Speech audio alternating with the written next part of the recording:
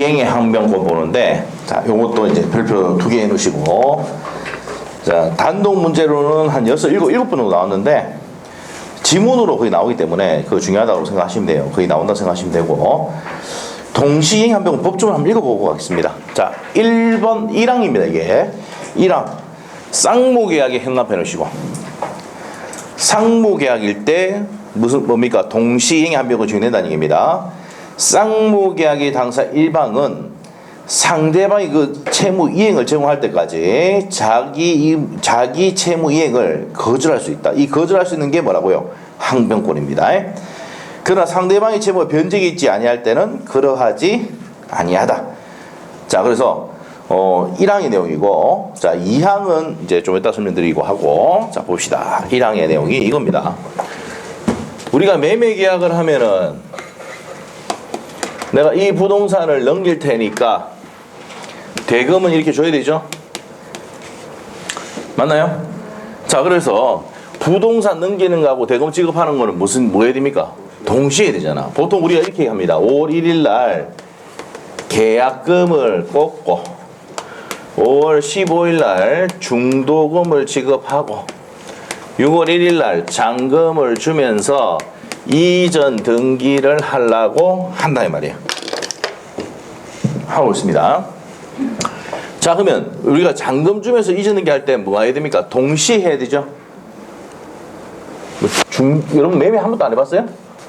공인중개사 사무실에서 자, 뭡니까? 우리가 보통 이제 아파트 같은 경우는 계약금 딱 꽂고 바로 잔금으로 가죠. 아파트 한 번도 안 사봤어요? 그렇게 하는데, 보통 이렇게 하는데, 상가 건물 같은 경우는 금액이 커요, 작아요? 크니까 계약금 주고, 언제 중도금 주고, 잔금 언제 주고, 이렇게 한단 말이에요. 아시죠? 자, 그러면, 요 5월이라 계약금 주고, 중도금 지급하고, 일단 잔금 주면서 이전 등기 할 때, 잔금을 주면서, 자, 예를 들면, 계약금이 1,000만 원이었다. 중도금이 5천만 원이었어요. 잔금은 얼마입니까? 1억에서 산수가 안 돼요? 4천이 4천. 4천만 원 주는 거 하고 이전 등기 하고는 뭡니까? 동시에 해야 되죠. 이게 동시에 하지 않으면은 항변권이 생긴다고요. 내가 이 돈 안 주면은 내가 이 목적을 5등기 준다고 해가지고 무슨 것도 생기고 해도 항변권이 생깁니다. 자, 그래서 얘도 의무가 있고 얘도 의무가 있어야 되죠. 맞죠? 그래서 무슨 계약일 때만? 법조문에 쌍무계약일 때. 그래서 우리 판서노트 지금 몇 페이지 펴놨습니까? 75페이지 피면 동시행의 항변권 나와 있어요? 나와 있죠? 그래서 첫 번째 승인 요건이 무슨 계약일 거? 쌍무계약일 거. 그래서 아까 전에 조금 전에 아까 봤던 두 번째 요건이 뭐가 도래해야 됩니까? 변제기가 도래한다. 돼 있어요? 오케이? 자, 다시. 자, 우리 75페이지에 자, 상대방이 채무 변제기 해놨죠? 자, 75페이지 돼 있고, 자, 우리 아까 법조문 180페이지에 법조문 봅니다. 536조 1항. 무슨 계약이 현관편에 있다 그랬어요? 쌍무계약의 당사 1방은 상대방의 채무 이행을 제공할 때까지 자기 채무 이행을 거절할 수 있다. 이 거절권이 무슨 권이다? 항변권이다. 상대방의 채무가 변제기 있지 않을 때는, 자, 상대방의 채무가 뭐가 있어야지? 변제기 있어야 돼요. 성립요건 한번 보세요. 판소노트에. 첫 번째 무슨 계약일 거? 쌍무계약일 거. 두 번째 뭐가 도래해야 됩니까? 상대방의 변제기, 채무가 변제기 있어야 된다. 법조문 내용 그대로 옮겨놓은 거죠.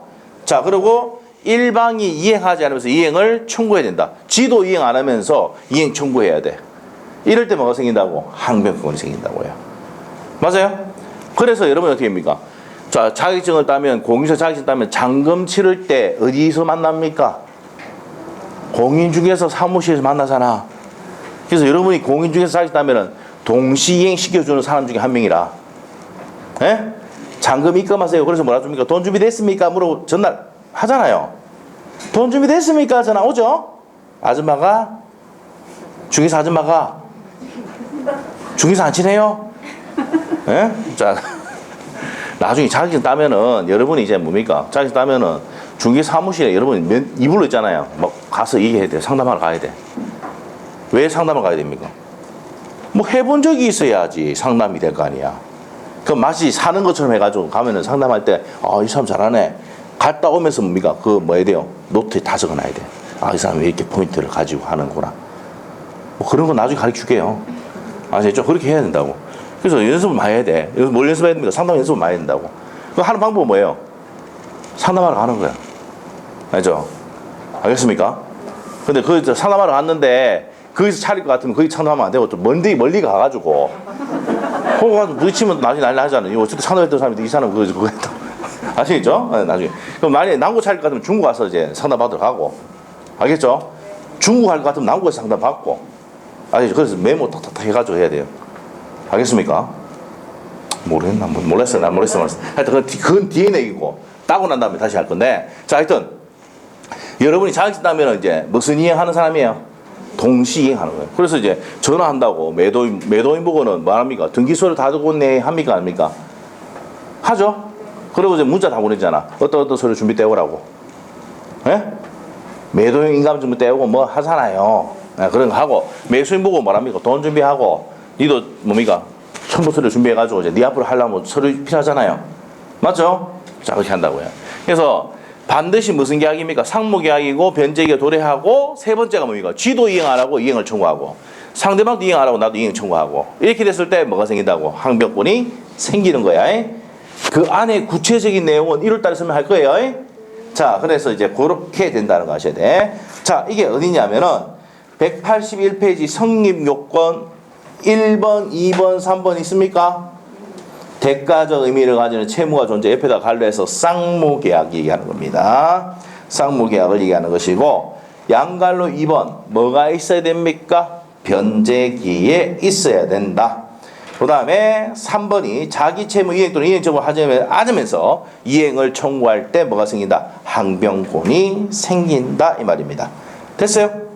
자, 그렇게 하시고 다시 536조 1항 봤었죠? 아까 2항 갑니다. 자, 옆에다가 2항 옆에다가 불안의 항변권 적으시고 무슨 항변권이다? 불안의 항변권. 파스노트에 보면 불안의 항변권 적혀 있어요. 상방에 2번에 상방의 채무가 변제가 있어야 되는데 밑에 가면 1번에 예외 1번 보면 불안의 항변권 돼 있죠. 오케이? 자, 불안의 항변권 어떤 것이냐? 읽어볼게요. 180페이지 책에 갑니다. 536조 2항. 당사자 일방이 상대방이 먼저 이행하여야 할 경우 줄 끊으시고 먼저 이행할 경우 상대방이 이행에 곤란한 현저한 사유가 있을 때, 자, 여기 형합 표시돼요.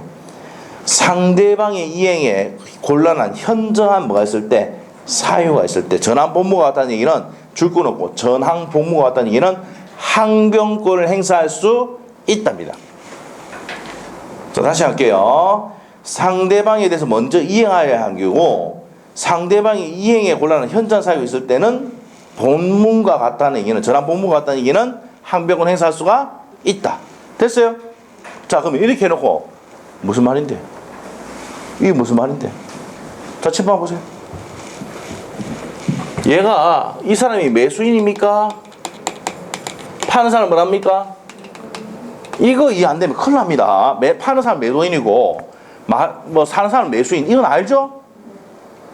우리 상식이 통하잖아. 제발 좀 상식이 통하잖아요. 맞죠? 매도인 매수인 알죠? 자, 그래서 이 매수인이 계약서 적을 때 5월 1일날 계약금 주고 5월 15일에 중도금 주고 잔금 주고 이전 등기 해주기로 계약서 적었단 말이야. 이렇게 적었단 말이야. 그럼 먼저 이행하여야 해서 경우는 누굽니까? 이 사람이 먼저 이행하기로 했잖아. 계약금 먼저 주기로 하고 중도금 먼저 주기로 했잖아. 에? 그러면 누구 얘기하는 거야 지금? 536조 2항이 매수인 얘기하는 거야. 알죠?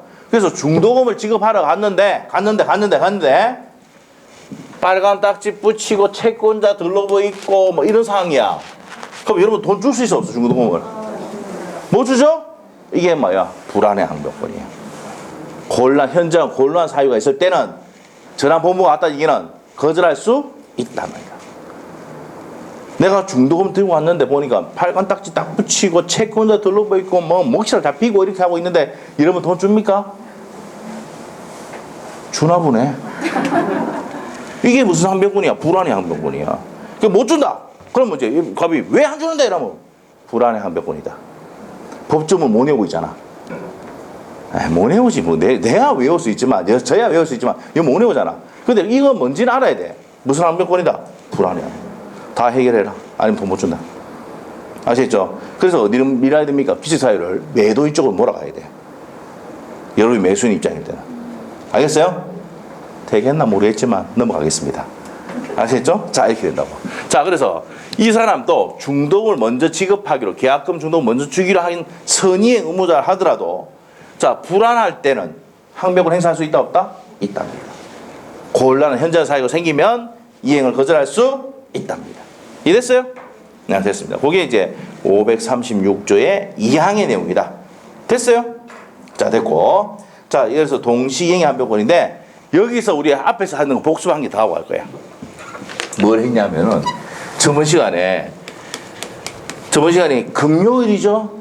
금요일 날 그 첫째 시간에 전세권을 한 적이 있는데, 그거 공부를 했죠? 기억이 나는가 모르겠네? 2년 전세를 했잖아. 전세권 설정자. 자, 집주인을 전세권 설정자를 하고, 전세권자는 사용할 수 있는 사람이 2년 동안 전세권자다. 2년 기간이 끝나면 어떻게 된다고 그랬어요? 이 설정자는 전세금 반환해야 됩니까? 전세금 반환해야 되죠? 그리고 얘는 뭡니까? 뭘 줘야 된다고? 목적물 뭐하고? 목적물 인도. 그래서 뭡니까? 열쇠 줘야 되잖아. 집 열쇠하고 안에 방키 다 줘야 된다고. 플러스 무슨 서류 줘야 됩니까? 말소 서류를 제공해야 되죠. 맞습니까? 그래, 말소 서류 지급을 합시다. 지급하는 거 하고 요렇게 하는 거 하고 요 전세금 반환하고는 무슨 이행이다? 동시이행이다. 그래서 동시이행의 항변권 시험에 나오면은 이 전세권은 무조건 시험에 나옵니다. 317조. 저번 시간에 했었죠? 3일밖에 안 지났습니다. 오늘 포함해서 3일. 아시겠죠? 이틀밖에 안 됐습니다. 그때 317조 내용을 설명을 했었습니다. 그래서 동시이행의 항변권, 잔금 주면서 이전등기한 것도 무슨 이행이다? 동시이행이다. 판례고요. 전세금은 저 법조문에 있는 전세금 지급과 전세금 반환과 목적물 인도와 말소를 지급하는 건 무슨 이행이다? 동시이행이다. 요 두 가지는 기억을 하셔야 돼요. 아시겠죠? 자, 그래서 앞에서 했던 내용입니다. 체크하시고 181페이지 이제 위험 부담으로 갑니다. 위험 부담. 자, 위험 부담은 우리가 어디서 배웠냐면 5페이지 한번 해보세요. 5페이지. 판서노트 5페이지. 자, 판서노트 5페이지. 그래서 이거 왔다 갔다 하기 때문에 이거 판서노트 있어야 되는 거야. 자, 봅시다. 정 판서노트 살 여력이 안 되시면 저희한테 오시면 제가 한 적에 살짝 드리도록 하겠습니다. 그러면 이제 뭡니까? 소득 증명을 떼오셔야 됩니다. 기초생활수급자라는 거 떼오셔야 돼. 아시겠죠? 그러면 한 개 제가 그냥 드리도록 하겠습니다. 네? 아시겠죠? 자, 넘어갑시다. 자, 봅시다. 여기 오신 분은 그런 분은 안 계시겠죠, 솔직히. 자, 봅시다. 자, 목적의 불능가능. 이거 앞에서 다 했던 거예요. 자, 이거 하는데 다음 달 첫째 시간에 또 합니다, 이거. 아시겠죠? 그래서 한 달 보름 전에 했던 겁니다. 어떤 거냐? 자, 우리가 이제 5월 1일 날 계약을 해요. 자, 5월 1일 날 계약을 하는데 계약할 당시에 이미 소실했다. 이미 소실했어요. 이미 소실하고 없는데 계약을 체결했다. 그러면 뭐라 했습니까? 무슨 불능? 원시적 불능이라 했습니다. 이거 배운 적 있습니까? 이거 오늘 이해 안 되신 분들은 동영상 보시면 돼요. 첫째 시간에. 아시겠죠? 첫째 날에 3교시인가 이렇게 나올 겁니다. 원시적 불능이다. 그럼 처음부터 불능이야. 그러면은 유효다 뭐유다? 이 두 사람이 계약을 맺었습니다. 매매 5월 15일 날 중도금을 지급하기로 하고 요때 계약금 지급하기로 하고 요때 6월 1일 날 잔금을 주면서 이전 등기를 해주기로 계약서 적었단 말이에요. 자, 이럴 때 계약할 때부터 처음부터 불능이다. 무슨 불능이다? 원시적 불능이다.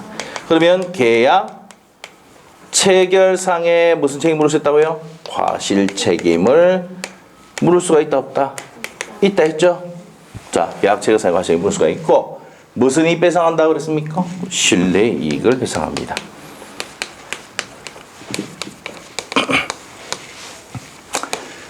됐어요? 자, 이렇게 됩니다. 그럼 요거 옆에다가 자, 파소드 74페이지. 74페이지 한번 펴보세요. 자, 파소드 74페이지 가니까 뭐가 나와요? 계약 체결상의 과실 책임 나옵니까? 나와요? 자, 그러면 첫 번째 요건이 뭡니까? 원시적 불능이고, 두 번째, 갑은 목적을 부수지가 없다는 것을 알거나 또는 알 수 있어야 됩니다. 채무자가. 그 다음 세 번째, 상대방은 뭐 해야 됩니까? 상대방 을은 선의이고 무과실일 때 어떻게 된다고요? 신뢰에 배상합니다. 자, 이걸 그래서 이 사람 말을 믿고 이미 부서지가 없는데 계약금하고 중도금 지급해가 찾아갔더만은 어떻게 됩니까? 이미 부서지가 없대. 그러면 이 사람이 신뢰한 부분에 대해서 손해를 배상하라고 청구할 수 있다 없다? 있단 말이에요. 이게 계약 체결상의 과실 책임이에요. 자, 그 다음에 이제 뭘 했냐면 원시적 불능인데 5월 15일 날 박살이 났다. 이게 무슨 불능이라 했습니까? 후발적 불능이라 했거든. 후발적 불능. 계약 체결할 때는 있었는데 뒤에 불능됐어. 그러면 뒤에 불능됐다. 계약 체결할 때는 목적이 있었죠? 그럼 이 계약은 뭐예요? 후발적 불능은 유효다 이 말이에요. 자, 이렇게 했을 때 갑이 채무자, 등기를 넘겨주는 채무자로 봤을 때 갑의 귀책 사유가 있느냐 없느냐 이 내용이죠.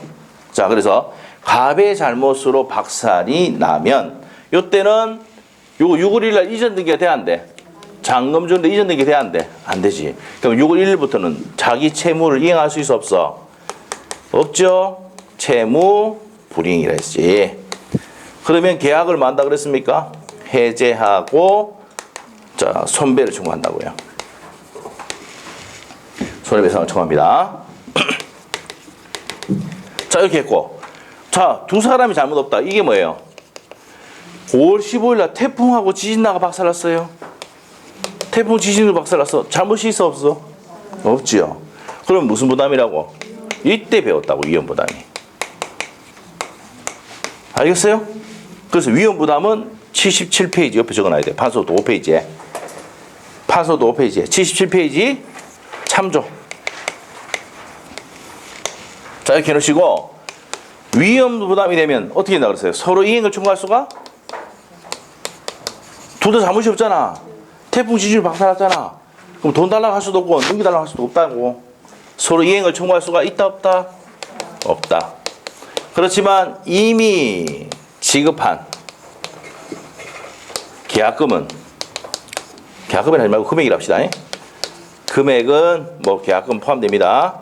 계약금은 반환해달라고 청구할 수 있습니까? 없습니까?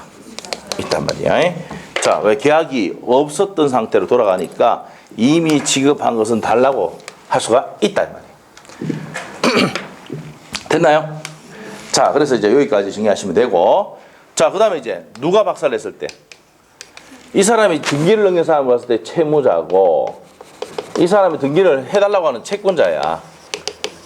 그런데 이제 이 채권자가 박살냈단 말이야. 채권자 뭡니까? 위험 부담주의입니다.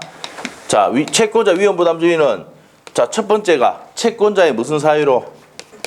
귀책 사유입니다. 책임 있는 사유로 박살이 났을 때. 그 다음에 또 무슨 지체 중에 갑이 을에게 부동산 서류를 넘겼는데 안 가져가고 가만히 있는 거야. 이게 무슨 지체다? 수령 지체라 부릅니다. 그러면 이 잘못이 누구한테 넘어갔어요? 채권자에 넘어갔죠? 이렇게 했을 때는 갑은 누구인데? 을에게 돈 달라고 급부를 청구할 수 있습니까? 없습니까? 있다 없다? 있단 말이에요. 급부 청구할 수 있습니다. 자, 이해 한번 해봅시다. 갑이 갖고 있는 부동산을 5월 15일 날 이 채권자가 한번 구경하러 갔는데 뭐 담배 피다가 담배꽁초를 던졌는데 가스통이 던졌네? 폭발해버렸어. 무슨 말이죠? 그럼 누가 잘못했어? 채권자 박살냈죠. 그럼 네가 박살냈으니까 돈 내놔라 합니까 안 합니까 여러분이? 법에 돼 있다고 이게.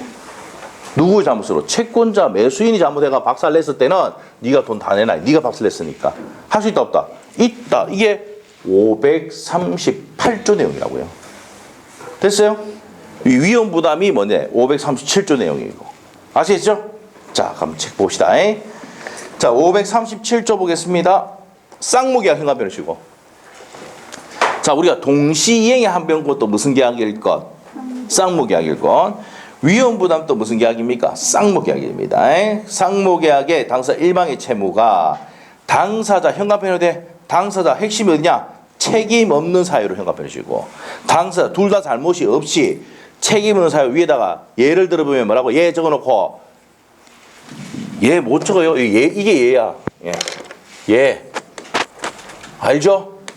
예 이렇게 해놓으시고 태풍 지진 하면 되잖아. 예? 요거지 요거. 태풍 지진으로 박살났다. 태풍 지진으로 박살이 났다. 책임 없는 사유로 이행할 수 없게 됐을 때 채무자는 상대방이 이행을 청구하지 못한다. 이 말은 서로 이행 청구할 수가 있어 없어? 없다는 겁니다. 자, 둘 다 잘못이 없이 태풍 지진으로 박살나면 계약했던 계약을 이행을 청구할 수 있어 없어? 없어요. 그런데 이제 이게 예외가 뭐라고요? 채권자 귀책 사유로 인한 이행 불능 나와 있습니까? 그래서 537조에서 538조에 이렇게 해놓고 이게 예외다 이 말이 예외. 그러면 이제 누가 박살냈다는 얘기야? 채권자지. 읽어볼게요. 1항 또 무슨 계약입니까? 쌍무계약입니다. 쌍무계약이 당사 일방의 채무가 채권자 현관변호시에다 이전에는 누구야? 채권자의 책임이 있는 사유로 이행할 수 없게 됐을 때는 채무자는 상대방이 이행을 청구할 수 있다. 누가 박살냈어? 채권자 박살냈죠? 그럼 돈 내놔라고 청구할 수가 있다 없다? 있다. 자, 그 다음에 채권자의 수령지체 중에 아까 했죠? 서류를 다 넘기고 등기하라고 했는데 계속 안 하고 있습니다. 왜? 6월 1일 지나서 하려고. 6월 1일 알아요? 6월 1일 날 되면은 이제 세금이 부과되잖아. 맞죠? 맞죠? 그 지나보면은 세금이 요번에 재산세하고 안 내죠? 6월 1일 기준이거든. 그래서 이제 그걸 지나고 난 다음에 등기하려고 그렇게 하는 거야. 그래서 수령지체 중에 책임 있는 사유로 박살냈다. 태풍 지진 박살났다 해도 누가 책임진다고? 채권자가 잘못했으니까 채권자 책임을 진다는 얘기입니다. 됐어요? 그 다음에 이제 2항의 내용은 1월달에 가서 설명드립니다. 자, 그래서 이제 이런 내용들 설명이 됐고, 다음 페이지 넘기면 설명이 다 됐습니다. 현관펜. 뭐가 원칙입니까? 채무자가 위험을 부담하는 게 원칙인데 예외가 채권자가 잘못했을 때 채권자 부담한다고 했죠? 그래서 예외가 채권자 위험 부담주의다. 538조 1항의 내용입니다. 설명 다 했던 내용이고. 자, 그 다음에 이제 제3자를 위한 계약을 보도록 할게요. 자, 우리가 이제 다시 한번 할게요. 원시적 불능은 다시 복수하는 겁니다. 원시적 불능은 무슨 책임입니까? 원시적 불능 계약이 유예야 무예야?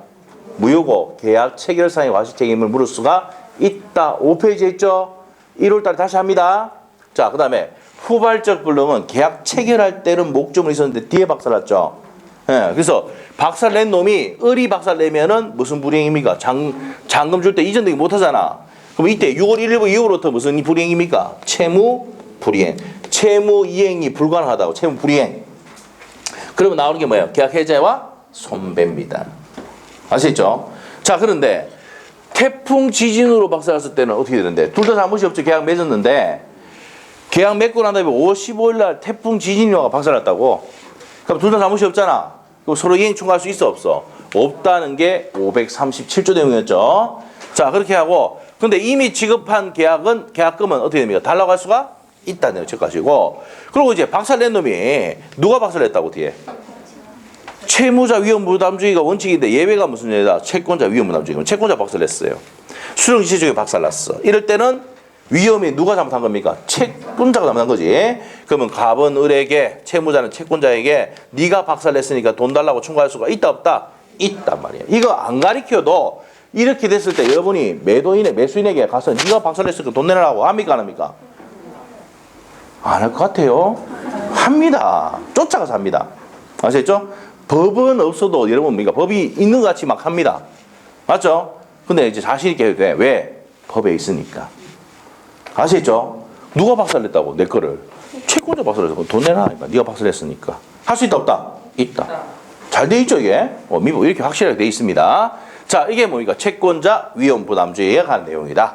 자, 그리고 난 다음에 이제 제3자를 위한 계약을 합니다. 자, 갑시다. 이 별표 3개 해놓으셔야 돼 이거. 제3자 위한 계약. 근데 이거 전부 다 설명하면 오늘 뭐 집에 못 갑니다. 아시겠죠? 왜? 너무 복잡하고 어렵거든. 자, 그런데 이제 이게 어떤 건지만 알고 가면 되고 책에도 그것밖에 설명 안 돼 있어.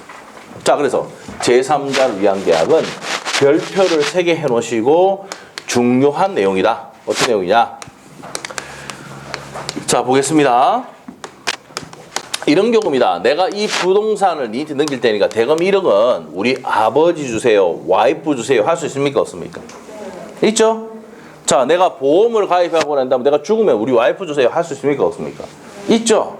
그래서 이게 뭐라고요? 제3자를 해야 하는 겁니까? 위하는 겁니까? 그렇지. 그래서 제3자를 위한 계약이라고. 그 대표적인 게 뭐예요? 보험계약입니다. 아시죠? 자, 보험계약이 가장 대표적이다. 이렇게 돼요. 그래서 이 사람이 뭐냐면은 요 약자, 요거 낙약자, 수익자, 요거 이제 개념 잡는 것부터 봅니다. 약이 뭐라고 써요? 계약. 약이 뭐라고? 계약. 계약의 이행을 요구하는 자가 뭐라고요? 요약자입니다. 그렇게 이제 X부산 넘길 테니까 대금 이렇게 줘라고 계약을 망한 사람이다. 이게 승낙한 사람을 낙약자라 한다. 알겠어요? 수익을 보는 사람은 뭐랍니까? 수익자. 다른 말로 제3자라 합니다. 자, 그래서 이제 이렇게 된다는 거 아시고 이게 제3자를 위한 계약이에요. 됐어요? 자, 그러면 이제 내용을 이제 설명을 들어갈게요. 자, 어디 가느냐? 539조 한번 볼게요. 539조. 제3자를 위한 계약입니다. 1항. 계약의 행하편이시고 뭡니까? 반드시 계약이야.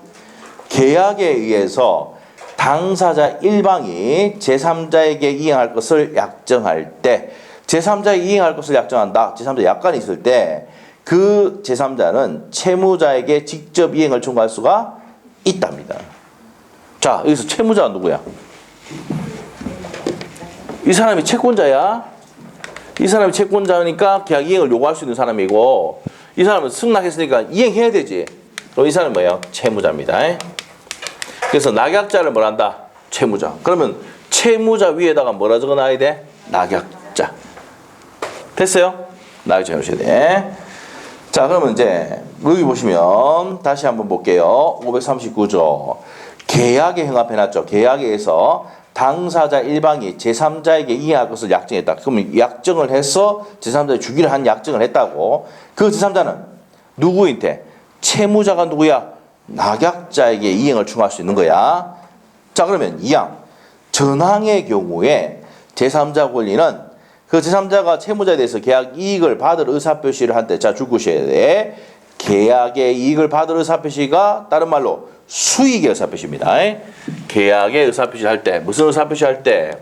수익의 의사표시를 한 때입니다. 한 때. 그래서 효력이 발생하기 때문에 이게 무슨 권이다? 수익의 의사표시를 함으로써 권리가 생기잖아. 무슨 권이다? 의사표시를 함으로써 효력이 형성되는 거니까 형성권입니다. 됐습니까? 자, 이렇게 정리하시면 돼요. 자, 그래서 요 내용을 설명을 드렸다 이 말이야. 자, 그러면 봅시다.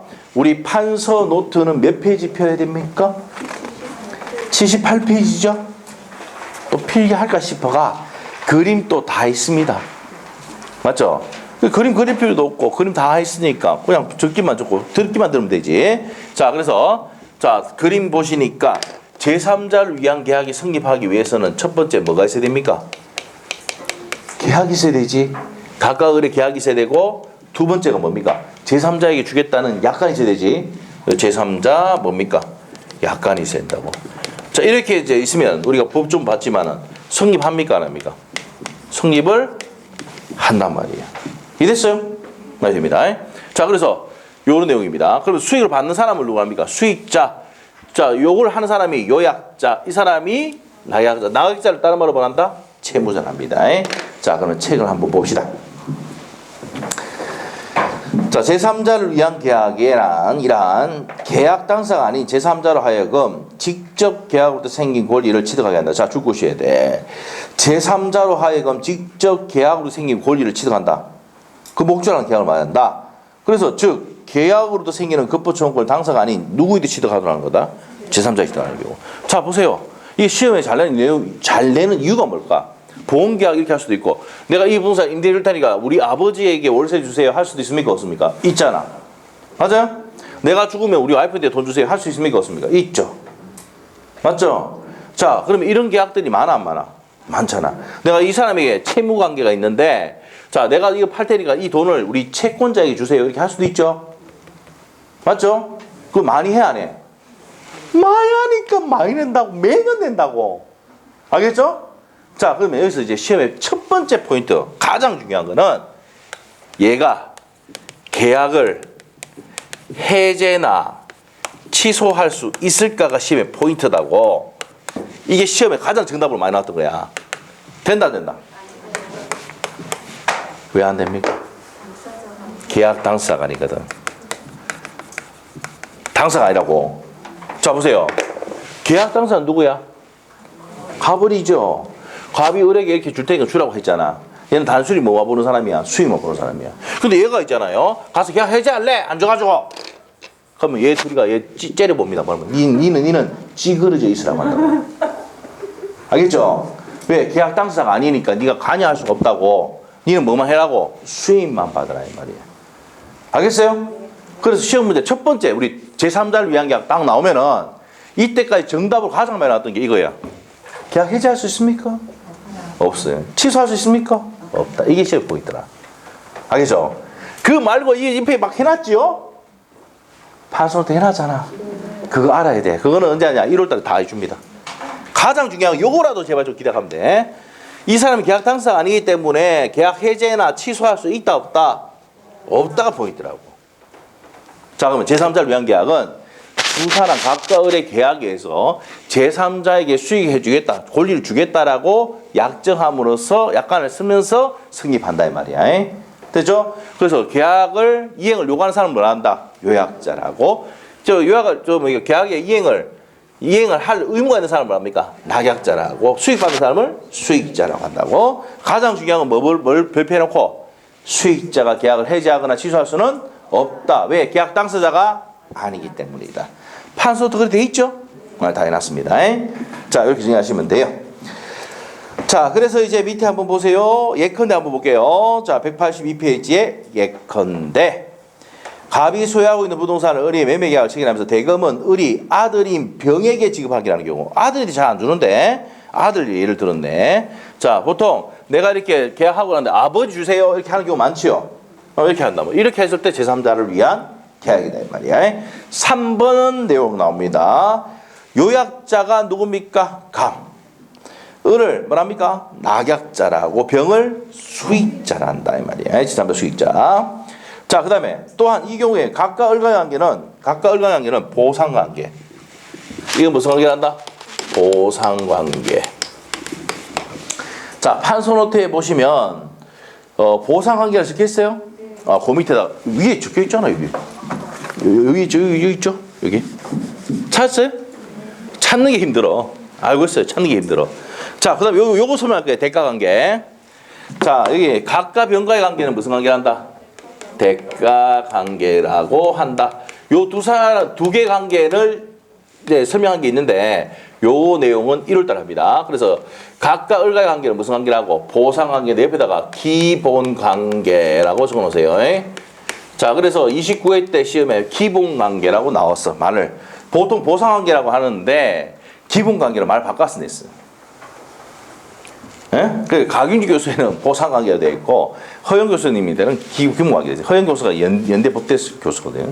하여튼 그렇게 돼 있어요. 이 책마다 법 정형이 다르다고. 그래서 어떤 분이 저번에 한번 질문하시는데 취득시효하고 시효취득하고 같은 말이냐? 같은 말이야. 근데 교수에 따라서는 취득시효로 쓰고 어떤 교수는 시효취득이라 쓰고 같은 말입니다. 알겠죠? 그래서 같은 말인데 어렵지. 왜? 헷갈리니까 여러분. 알겠죠? 그래서 요 보상관계란 말을 쓸 때가 있고 무슨 관계를 한다고? 기본관계라고 쓸 때가 있다 이 말이에요. 됐어요? 이렇게 봅니다. 요 대가관계는 변동이 없습니다. 둘 다 똑같이 대가관계 쓰는데 이 보상관계를 하는 사람이 있고 어떤 교수는 기본관계라는 거 쓰는 방법이 있습니다. 요 둘 중에 한 개예요. 그 다음에 보면 보통 보면 뭡니까? 가균주 교수님이 어디입니까? 서울대 법대 교수예요. 무슨 말이겠죠? 그러면은 판사가 연대가 많아요? 서울대가 많아요? 잘 모르시나 보니. 연대 곱하기 한 2가 서울대 아닙니까? 잘 모르시나 보네. 잘 모르시나 보네. 예? 자, 하여튼, 그렇게 된다. 그래서 어떻게 됩니까? 보상관계. 뭐 학부를 비교하자는 얘기가 아니고, 그렇다는 얘기예요. 그래서 이제, 저 책을 뭐니까, 강윤희 교수님이 이제 썼던 책이기 때문에 그 책 위주로 간다고, 서울대 교수 스님. 우리도 공부할 때 뭐예요? 전부 그 책을 공부했거든요. 우리 교수님도 다 서울대, 법대 나오셨으니까 전부 다 그걸로 딱 보는 거예요. 설명할 때 저걸 설명하거든. 아시겠죠? 그럼 출제하는 사람도 누가 내겠어요? 서울시청생 내겠죠. 네, 그 됩니다. 그래서 말만 살짝 바꿔서 하는 건데, 우리는 보상관계가 기본적으로 기억하셔야 돼. 아시겠죠? 근데 조금 변형해가 어렵게 만들려고 이렇게 딱 용어를 바꿔서 냈어. 한번. 같은 말입니다. 그 옆에다가, 자, 뭡니까? 보상관계 옆에다가 갈래해서 무슨 관계를 해놓자. 자, 같은 말로 기본관계라고 해놓으시면 됩니다. 자, 그래서 이제 182페이지의 4번에 대해서도 설명했습니다. 기본, 보상관계라 하고, 각각 병가관계는 대가관계라고 한다. 이렇게 보시면 되겠습니다. 됐어요? 자, 그 다음에 옆에 가서, 이제 계약의 해제와 해지 옆에다가 뭐라 나온다고 이제 소멸입니다. 소멸이에요. 자, 여기서도 이제 뭐 상세한 내용이 별로 없어요. 그래서 빨리 한번 보도록 할게요. 자, 책에 한번 보십니다. 183페이지. 자, 계약의 해제란 줄 것입니다. 일단 유효하게 승인한 계약을 일정한 요건 하에서 줄 꺼놓고 행간펜 일정 요건 하에서 당사자 일방의 의사표시로 소급적으로 소멸시킨다. 소급에서 소급에서 소멸시킵니다. 그래서 계약이 처음부터 승립하지 않는 것으로 만드는 것을 뭐랍니까? 계약의 해제라 한단 말이야. 그래서 이제 법정 해제가 나오는데 밑에 가면은 채무불이행 찾았습니까?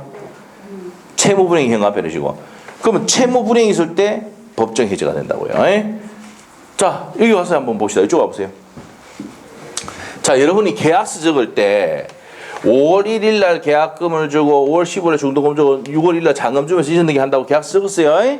근데 중도금 안 줬어. 누가? 매수인이 안 줬어. 그러면 이때 안 줬으니까 이때 날 준 약속을 어겼잖아. 그럼 이때 뭐랍니까? 자, 채무 이행을 했어 안 했어? 그래서 채무 불이행이야. 이해됐어? 에? 채무 이행을 해야 되는데 불이행했다고. 채무 불이행. 하면 따라 나오는 게 뭐라고? 계약의 해제라고 해요. 오케이?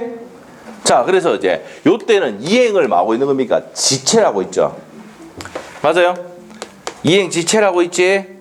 그럼 지체라고 했을 때는 나중에 배웁니다. 반드시 뭐 해야 됩니까? 채고를 해야 돼요. 자, 언제까지 다시 이행해라. 안 하면 계약 해지한다는 통지를 해야 돼. 알겠죠? 그럼 여러분이 중도금을 5월 15일 날 지급하지 않으면 뭡니까? 바로 계약 해지하는 게 아니고 지체 상태죠, 지체. 그럼 독촉 한번 해야 돼. 언제까지 이행하라고 안 하면 계약 해지하겠다고 통지를 해줘야 돼. 알겠죠? 그러면 이게 채고라는데 채는 뭐라고요? 아래 채자에다가 고할 고자입니다. 알겠죠? 뭘 어떻게 할 건지 이행을 독촉하는 게 뭐라고요? 채고입니다. 채고. 자, 그래서 이행 지체가 있을 때 뭐 한다고 반드시 채고를 해야 돼, 안 해야 돼? 해야 됩니다. 자, 그런 내용들 정리하시면 됩니다. 자, 그래서 법정 해제는 무슨 불이행이 있을 때?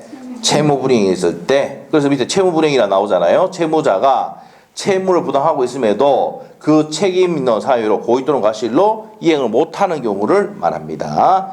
자, 그래서 이제 나오는 게 무슨 지체 나옵니까? 이행 지체야. 자, 밑에 한번 볼게요. 544조.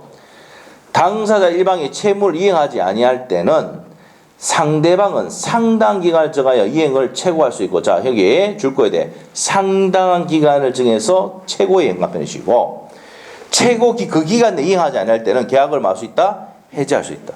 아, 이행 지체할 때는 어떻게 해야 돼? 지체잖아, 지체. 이행을 독촉을 하고 채고를 하고 그 기간 내에 이행하지 않으면 계약을 말 수 있다고요. 해지할 수 있다. 그래서 여러분이 계약을 할 때 매수인이 뭘 지급하지 않는다는 아닙니까? 중도금을 날짜에 지급하지 않죠? 그럼 바로 계약 해지하는 게 아니고 어떻게 해야 된다고? 내용 증명 보내야 된다고. 자, 언제까지 이행해라. 하지 않으면 계약을 해지하겠다. 아시겠죠? 그리고 그 기간이 지나면은 자동 해지가 되는 겁니다. 알겠죠? 자, 6월 1일까지 중도금과 잔금을 지급해래. 하지 않으면 계약 해제돼. 이렇게 했단 말이야. 그러면 6월 1일까지 지급하지 않으면 어떻게 됩니까? 계약을 바로 해지할 수 있다. 왜냐하면 지금 지체했잖아. 그 최고했잖아. 그 최고한 기간 내에 이행하지 않으면 뭐 한다고요? 계약을 해지할 수 있다. 그만 읽어봤죠? 읽어봤잖아. 맞죠? 읽어봤죠? 다시 한번 읽어줄게. 다시 글자 잘 안 보시는 것 같은데 다시 한번 읽어줄게. 자, 당사자 1방이 채무를 이행하지 않을 때 무슨 지체입니까? 이게 이행 지체일 때는 상대방은 상당 기간을 정하여 이행을 최고하고 행간펜 뭡니까? 최고를 하고 그 기간 내에 이행하지 않을 때는 6월 1일까지 이행해라 했는데 안 했단 말이야. 그럼 계약을 할 수 있어요. 해지할 수 있다는 겁니다. 자, 그러나 채무자가 줄 것이고 이행하지 않기로 명백히 해버리면 물어볼 필요 없죠. 아니 최고 해가지고 계약 언제까지 하라고 했는데 상대방이 니하고 계약 안 한대. 그럼 물어볼 필요도 없잖아. 그럼 끝난 거지. 무슨 말인지 알겠죠? 자, 그렇게 됩니다. 그래서 원칙은 이행 지체를 할 때는 반드시 뭘 해야 됩니까? 밑에 원칙의 두 번째 줄 최고하고 이행하지 않으면 계약을 해지할 수 있다. 법조문 내용 그대로 옮겨놨죠. 그런데 예외가 이행하지 아니할 것을 명백히 표시했을 때는 뭐 최고 필요 없이 계약 해지할 수 있는 거지. 무슨 말 알겠죠? 내가 안 하겠대 그냥 안 하겠대. 그러면 물어볼 필요 없잖아. 채무자가 명백히 의사표시를 했다니까. 그러면 나 바로 계약 해지하면 된다고. 뭐 필요 없이? 최고 필요 없이. 됐어요? 자, 그 다음에 밑에 정기행위는 1월달에 설명드릴게요. 넘기시고. 자, 이행불능이야, 이행불능. 이겁니다, 이거. 계약 체결하고 난 다음에 뒤에 불능이 됐어. 뒤에. 뒤에 불능됐다니까? 여기 뒤에 불능됐다고? 이게 무슨 불능이야? 이행불능입니다. 목적물이 뒤에 박살나고 없단 말이야. 이행불능됐을 때는 바로 계약을 해지하고 손배 청구할 수 있습니다. 이행불능 상태 이미 부서지고 없다니까 이게. 그러면 6월 1일에 이전되기 돼야 안 돼? 이전되기 돼야 안 돼? 안 되잖아. 그러면 얘가 뭡니까? 바로 계약을 해지할 수 있겠지. 맞죠? 뭐 필요 없이 최고 없이 이행 불능 상태면 최고하지 않고 바로 계약을 해지할 수 있습니다. 자, 그래서 564조 546조 보충사 파트 546조입니다. 채무자의 책임 있는 사유로 이행 불능이 될 때는 자, 여기서 누가 잘못했습니까? 채무자의 기책 사유로 이행할 수 없게 됐을 때는 채권자는 바로 계약을 해지할 수 있다. 위에다 적어놔야 돼. 뭐 필요 없이 최고 필요 없습니다. 그래서 밑에 보면 양갈로 2번에 자, 예를 들면은 계약을 했는데 불 나가지고 박살났다. 이행할 수 없죠? 맞죠? 그럴 때는 됩니까? 바로 계약을 해지할 수가 있다는 내용이에요. 예컨대 양갈로 2번 있죠? 보시고 자, 부수적 채무 불이행은 요건 최고합니까? 안 합니까? 이제 최고 아니고 요건 계약을 해지할 수 있다 없다? 자, 설명 들어갈게요. 옆에 요것만 타이틀만 딱 해주시면 돼. 시험에 한 번 나왔던 지문이에요. 자, 이 부동산 능이면서 옆에 있는 계집, 멍멍이 집, 계집도 같이 넘기기로 했는데 이 계집을 안 넘겼다는 그 이유만으로 이 전체 계약을 해지할 수는 이거는 뭐예요? 멍멍이 집을 넘긴다는 것은 계집을 넘긴다는 얘기는 부수적인 거지. 매매 계약이 부수적인 거지. 안 넘겼다고 해서 전체 계약 해지할 수는 없다 이 말이에요. 이게 부수적 채무 불이행의 해제 여부입니다. 자, 그래서 맨 끝에 줄 겁니다. 해제권 발생해야 안 해? 맨 끝에. 줄 거면 되죠? 4번 위에 해제는 인정되지 않는다 되어 있잖아. 그 부수적 채무 불이행했다. 자, 집을 넘겼는데 계집도 같이 넘기기로 했는데 계집을 안 넘겼다 그래서 부수 채무 불이행했다 그래서 계약 해제할 수는 없다 이 말입니다. 옆에다 적어놔요. 그러면은 못 넘겼다 하지만 무슨 배상을 할 수 있어? 손해배상을 해줘야 되죠. 손해생긴 것에 대해서 배상을 해줘야 돼요. 이해되고 있어요? 되고 있죠. 그 다음에 해제권 행사로 갑니다. 행사. 자, 행사는 전원으로부터 또는 전원에게 해야 됩니다. 자, 이것도 어려워요. 자, 그래서 일단은 해제 의사표시는 상대방이 한다는 것만 체크하시고 전원으로부터 또는 전원에게 한다는 얘기는 지금은 어려워요. 그래서 요거도 1월달에 설명하도록 할게요. 자, 그래서 자, 일단 읽어볼게요. 543조 계약 또는 법률의 규정에 의해서 당사자 일방 또는 상방이 해지 또는 해제할 권리가 있을 때는 해지 또는 해제는 누구 된다고요? 상대방이 해야 된다. 상대방이 의사표시를 해야 된다는 내용만 체크하시고 밑에 효과입니다. 효과. 자, 효과 아까 뭐랬습니까? 소급표가 있다 있죠? 자, 우리 판서 노트에 해제하면 무슨 효과가 있다?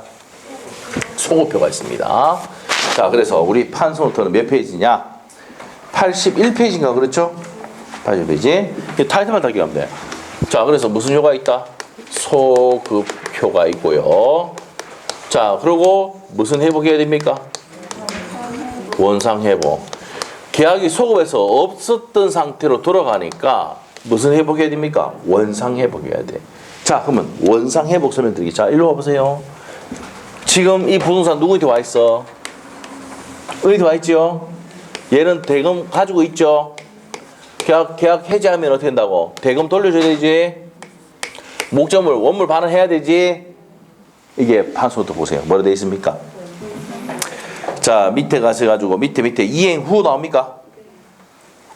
이행 후 나왔죠? 자, 원상 회복이라는 것은 무슨 밑에 나옵니다. 원물을 반환하고 대금 받은 거는 뭡니까? 대금에 뭐를 붙여서 이자 붙여서 반환합니다. 이게 원상 회복이라. 됐어요? 그리고 이제 손해가 생기면 무슨 배상까지? 손배까지. 그래서 세 번째 무슨 배상까지 할 수 있습니까?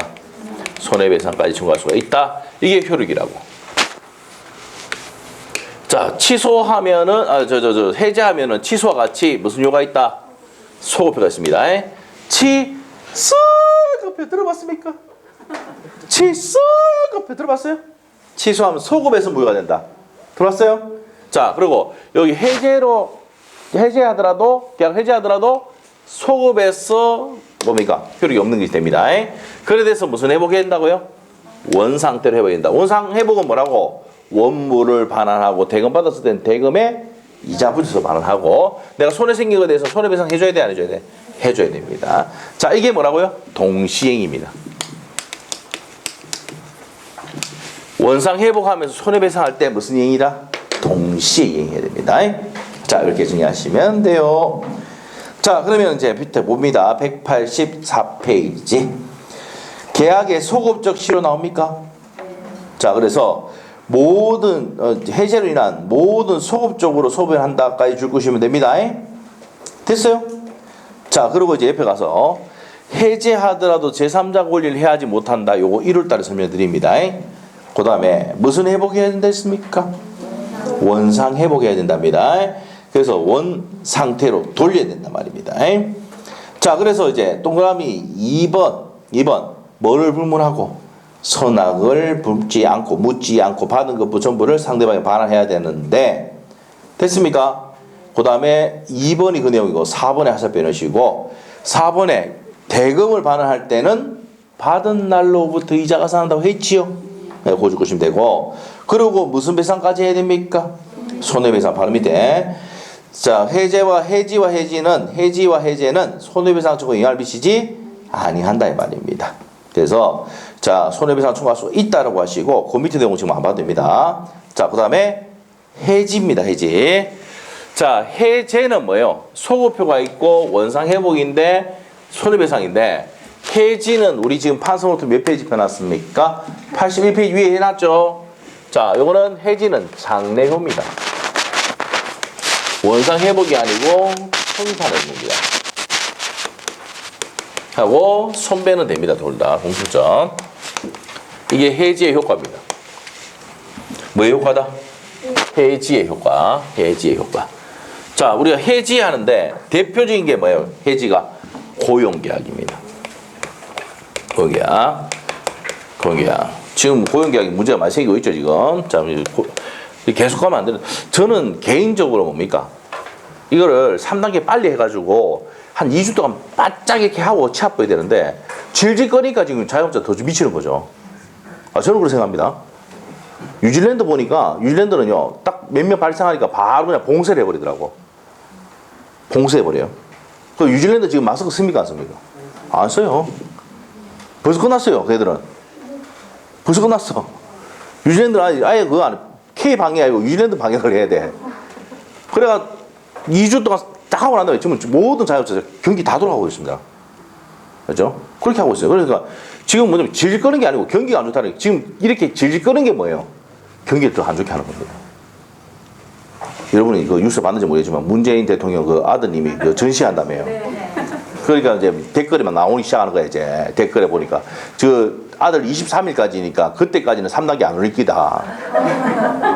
지금 그게 막 돌고 지금 인터넷에 나와 있어 지금.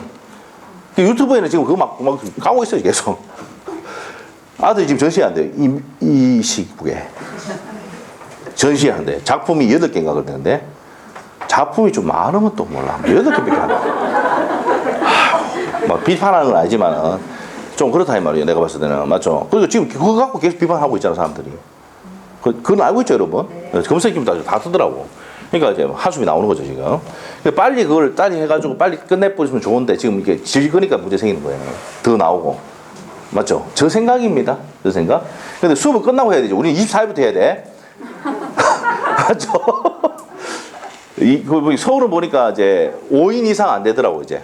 24일 0시부터. 24일 0시부터가 그 5인 이상 집합 안 됩니다 이제. 그래서 빨리 좀 했어야 되는데 우리는 상관없죠. 서울이 아니니까. 이 청정 지역인데 서울 사람들하고 부산 사람 때문에 다 망쳤어. 장구 때문에 망치고 맞죠? 장구에서 걸려가지고 내려오고 서울에서 걸려가 내려오고 그래가지고 예. 울산도 전부 다 그랬잖아요. 울산은 계속 없다가 8월 달에도 그러니까 강화문 그 집회 갔다 와가지고 이렇게 또 저염되고 나중에 그거 한번 들어가 보세요. 그 다 세밀하게 분석해보면 다 나와요. 예. 자 하여튼 그렇다. 자 갑시다 이제 다시. 자 그래서 우리가 이제 고용계약은요 계약을 뭡니까 해지한다고 그래. 계속적 계약이니까 해지. 예? 임대차 계약도 매달 뭡니까 돈을 줘야 안 줘요? 어디서 주죠? 이게 무슨 이야기란다. 계속적으로 돈이 계속 고정적으로 들어오죠. 네, 계속적 뭐랍니까 계약이라 하는데 이거는 뭐란다 계약을 뭐 한다고 해지해. 해지합니다. 그러면은 그럼 이때가 다닌 것까지 소급해가 못 다니게 하는 게 아니잖아. 그만뒀죠? 그때부터라. 장래에 대해서 이제 고용계약 끝난 거야. 임대차도 뭡니까 2기차 면체가 계약 해지 의사 표시했어요. 에? 지금은 이제 뭡니까 특례 규정에 의해서 우리는 9개월 동안 임차를 밀려놔도 뭡니까 이제 쫓아낼 수가 없어요 임대인이. 알고 있어요? 그 법이 그 민주당에서 만들었잖아. 네? 상기차 면체하면 계약을 해지할 수 있거든. 상가 임대차에. 그 상가 임대차 보법은 상가 임대차는 몇 기라고? 그렇죠. 상기. 우리 경상도 아닙니까? 싼가 아니고 상가 임대차 보법 아닙니까? 상가. 상기차 면차 계약을 해지할 수 있는데 임시 특례가 있어 지금. 그 만들어졌어요. 지금 이 상황 9월 15일부터 지금 상황까지는 어떻게 된단 말이에요? 6개월은 포함되지 않는다고 딱 돼 있어 임시 특례. 아시죠? 그러면 9개월 동안 연체를 해도 뭐예요? 쫓아낼 수가 없어요. 9개월 딱 내면 쫓아낼 수 있는데 8개월까지 연체를 해도 이제 쫓아낼 수가 없어. 그 법이 있기 때문에. 무슨 말이죠? 이건 뭐 임대인 죽으라는 얘기죠. 맞죠? 이게. 자, 하여튼 그렇게 해서 지금 상가임대차 보고 주택임대차 보고 막 만들어가지고 어떻게 합니까? 지금 난리 났잖아요, 지금. 자, 하여튼 그렇다. 자, 그러면 이 고용계약이나 임대차 계약은 뭡니까? 계속계약일 때는 해제를 안 하고 해지한단 말이에요. 그럼 장래도 생기고. 자, 고용계약 끝나면 자, 뭐 해줍니까? 고용계약 끝나서 뭐 해야 됩니까? 고용계약 끝나면은 퇴직금 정산합니까? 안 합니까? 이게 뭐예요? 원상회복이 아니고 청산해야 한다고, 청산. 무슨 말이겠죠? 받을 게 있잖아요, 여러분이. 무슨 말이겠죠? 그 현대중공업에서도 또 명태 또 받대요, 보니까. 그래서 이제 몇 개월 지금 들 테니까 빨리 그만둬라 이렇게 해가 하대 보니까. 맞죠?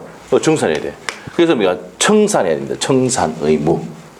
원상회복이 아니고 뭘 한다고? 이때는 청산이 한다고. 장래에 대해서 효력이 발생하고. 오케이? 자, 이게 뭐라고요? 해지다. 둘 다 공통점은 무슨 배상? 손배는 동일합니다. 자, 그래서 이제 보겠습니다. 185페이지. 임대차와 같은 계수적 계약 나와 있죠? 자, 임대차와 같은 계수적 계약이면 어떻게 된다고 합니까? 계약을 뭐 해야 된다고? 해지입니다. 그래서 동그라미 2번. 소급표가 없기 때문에 원상회복 문제 생겨 안 생겨? 안 생기고 바로 밑에 청산 의무 나와 있습니까? 보증금 정산해줘야 되죠. 끝나면 맞죠? 이거 말한다 청산이 한단 말이야. 그래서 목적물 반환과 보증금 반환 이런 문제가 생긴다 이 말입니다. 됐어요? 자, 그래서 어디까지 했다? 해지까지 했습니다. 자, 우리가 해제는요, 매매 계약과 같이 교환 계약과 같이 일시적 계약일 때는 뭡니까? 해제라 하고, 계속적 계약일 때는 뭐란다? 해지한다. 그래서 임대차 계약을 해지한다고 하거든. 해제가 아니고 해지. 이해됐어요? 자, 됐고. 자, 그 다음에 186페이지 펴놓으시고 계약법 강론 좀 설명하고 마치도록 할게요. 자, 10분 쉬도록 합니다.